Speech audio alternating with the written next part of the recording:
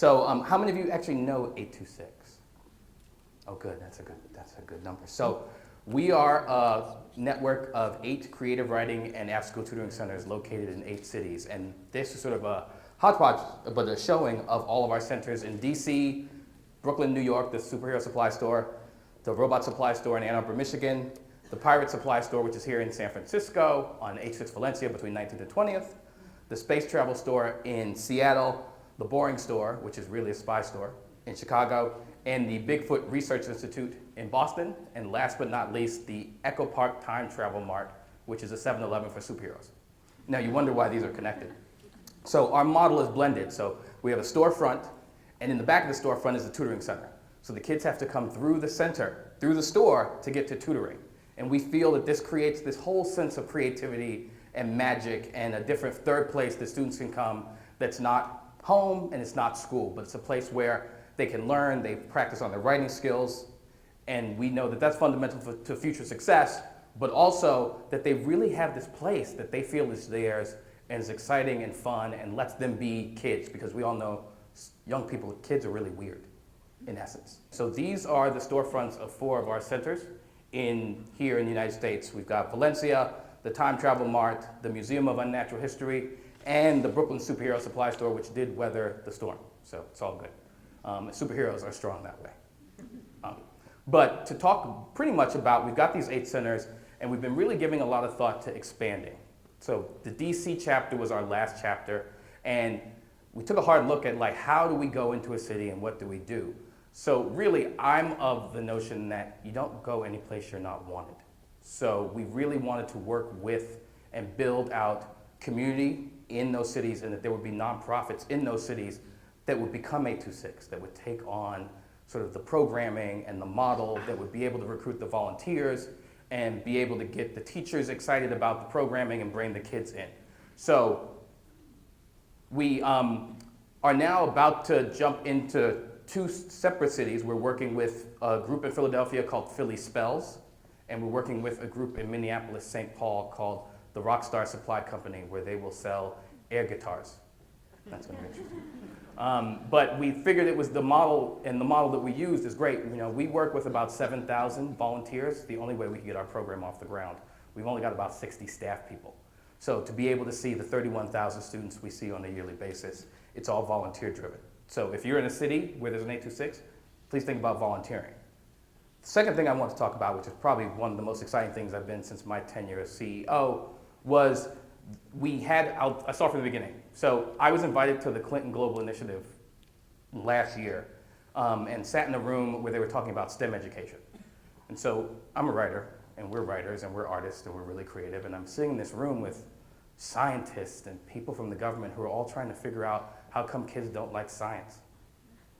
And then finally, after about literally 2 hours of a conversation about, well, we should get more teachers and we should do this, I finally raised my hand and said, you know, honestly, I think kids don't like science because it's boring.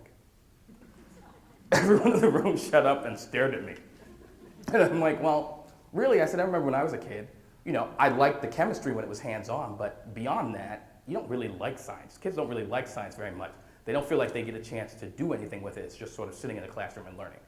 So at that point, a very smart woman, her name is Tessie Topol, who is the Senior Director of Philanthropy at Time Warner Cable, came up to me, pulled me aside. She'd been in our superhero supply store in Brooklyn and said, well, I'd like to talk to you because somehow you've been able to make kids really excited about writing.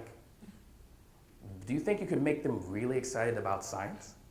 So we sat back, talked about it for a bit, and then pulled in 2 other groups. We pulled in the Coalition for Science After School, who were actual scientists, to do some of the work. And we also pulled in the Science and Health Partnership from UCSF here, and pulled out some of the writing lessons that we put together in a book called Don't Forget to Write, that we've published. It's a 2nd edition that's out now. And there are a couple of writing lessons in there that were science-based. So there's one about the science of ice cream. There was one about space travel and you. There was one that was called Superheroes Can Fly, Why Can't I?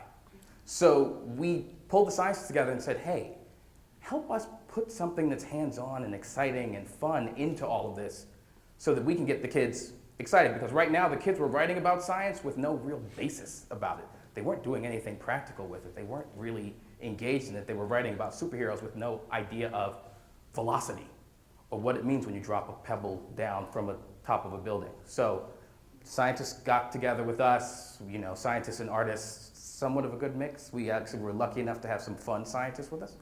And we came up with this STEM and writing pilot workshop that we debuted this summer in Los Angeles and at the Superhero Supply Store in New York. And it really gave kids the chance to really get their hands dirty, to really see what it meant to, you know, how you made, what was in milk, and how do things fly, and what is space travel. And at our Los Angeles chapter, we were lucky enough to have one of the Mars rover scientists as a volunteer, by sheer coincidence, come in and talk to the kids about being there when they launched the Mars rover and why they built it. So, I mean, it's just fantastic to get the kids really engaged, and then after the kids would work on science, they'd spend the next hour writing stories and creating books and really talking about it with each other. And so the book that came out of the superhero store was called The Ballerina and the Hurricane, which now seems incredibly apropos.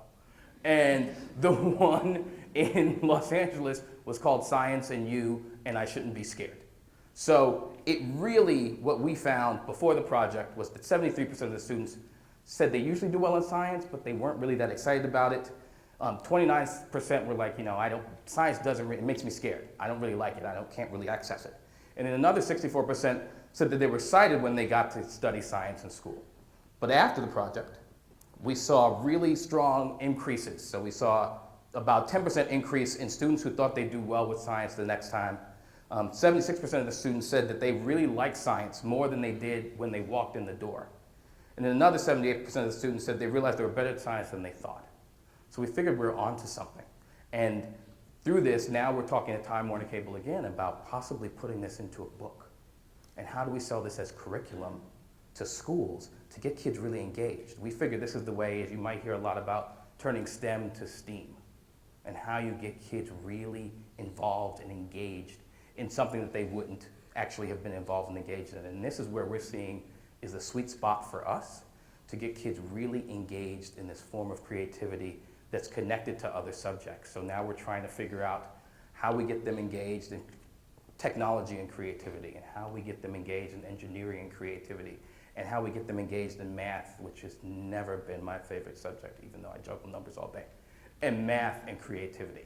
So we're really looking forward to expanding this program pretty much to all of our 6 other chapters, and then to really put it out into a book and use it in the education system here. We've had a great meeting with Arnie Duncan a couple of years ago, who really finds what we do at 826 exciting and really wishes there were more of us here. So I think we're onto something, and we're really excited about it. So I'm glad to have shared that with you, and thank you very much for having me.